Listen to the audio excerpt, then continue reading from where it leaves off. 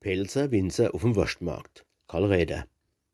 Ein Wingersmann von 70 Summere mit rote Backe, weißem Bart, lässt in de Palz so lang nicht locker, macht jeden Wurstmarkt an die hart. Sein Sohn, ein Bursch von 35, den hat er voriges Jahr mitgelassen, und so sind halt die zwei Männer auf den Wurstmarkt hingedrost. Sind auf der Wiese rumgelaufen, von Hüt zu Hüt, von Stand zu Stand, und hen gejuckst und hen gekriechen, wie's Mode is im Pelzerland. Auf einmal hat der Junge en Balle, en Aff so groß als wie ein Haus, und is als in de Brabbel gefallen. Sein Vater weiß nicht mehr, wonaus.